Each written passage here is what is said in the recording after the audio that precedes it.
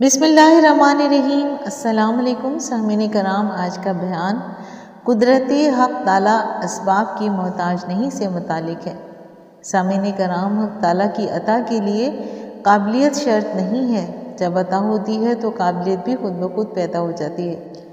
सामीन कराम, अता अल्लाह ताला की सिफ़त है जो कदीम है और काबिलियत बंदे की सिफ़त है। वो दिल जो पत्थर से भी ज़्यादा सख्त है, उसकी इस्लाह की तदबीर यही है कि अल्लाह ताला उसमें तब्दीली पैदा कर दे। अल्लाह ताला जब चाहता है पत्थर जैसे दिल को तब्दील करके उसे कबूल करने की सलाहियत अता फरमा देता है।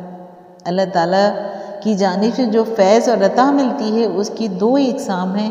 पहली फ़ैज़ अक़दस और दुअम फ़ैज़ मुक़द्दस। फ़ैज़ अक़दस वो फ़ैज़ है जिसमें इस्तेदाद शर्त नहीं है, और फ़ैज़ मुक़द्दस वो फ़ैज़ है जो अरवाह की जानिब से आता है और ये काबिलियत की बिना पर और इस्तेदाद के मुताबिक मिलता है। हज़रत मूसा अलैहिस्सलाम की लाठी फ़ैज़ अक़दस की मिसालें हैं और तमाम अंबिया कराम अलैहिस्सलाम के मौजिज़ात इसी की मिसल हैं जिसमें इस्तेदाद और शर्त नहीं है। अगर हर शय में इस्तेदाद और काबिलियत शर्त होती तो फिर कोई मादूम वजूद में ना आए, और जो मादूम है उसमें इस्तेदाद की काबिलियत कैसे हो सकती है। आम तौर पर सुन्नत इलाही यही है कि हर चीज़ के असबाब मुहैया हों और काबिलियत हो तो अता होती है। मौजे यानी फ़ैज़ अक़दस महज मईशत इलाही से ज़हूर में आते हैं। वैसे तो इज़्ज़त असबाब से हासिल होती है, लेकिन अल्लाह ताला की कुदरत में है कि वो बिला सबब भी इज़्ज़त अता फरमा दे।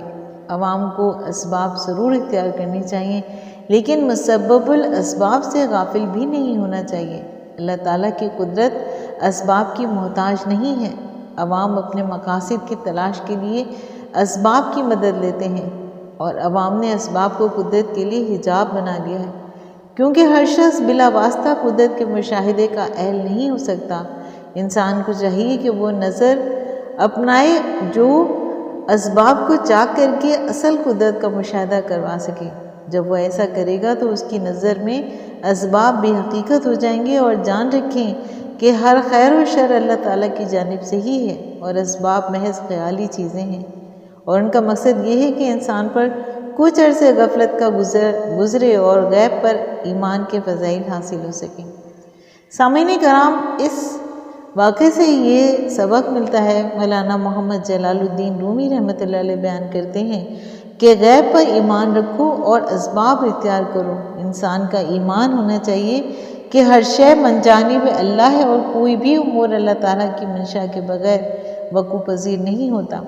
हज़रत हबीब अजमी रहमतुल्लाह अलैह की बीवी ने उनसे कहा कि खुर्दोनोश के लिए कुछ ना कुछ काम करना चाहिए, तो आप रहमतुल्लाह अलैह मजदूरी के लिए घर से बाहर निकले, लेकिन दिन भर इबादत में मशगूल लेकर जब घर वापस आए तो बीवी ने सवाल किया कि क्या लाए हो। फरमाया कि जिसकी मजदूरी की है वो बहुत करीम है, और उसकी करम की वजह से मुझे उससे उजरत तलब करने की ज़रूरत ही नहीं हो सकी। उसने खुद ही कह दिया कि 10 यौम के बाद जब तुमको ज़रूरत होगी तो पूरी उजरत दे दूँगा।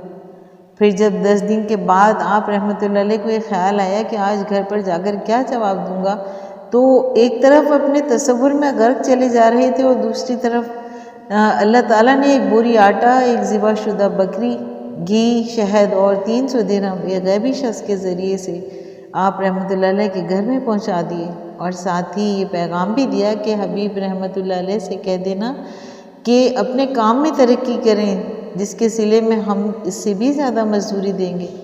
चुनाचे जब आप रहमतुल्लाह अलैह घर के दरवाजे पे पहुँचे तो घर में से खाने की खुशबू आ रही थी। अंदर जाकर बीवी से सूरत हाल दरियाफ़्त की तो उन्होंने कहा कि पूरा वाक़या और पैगाम सुना दिया।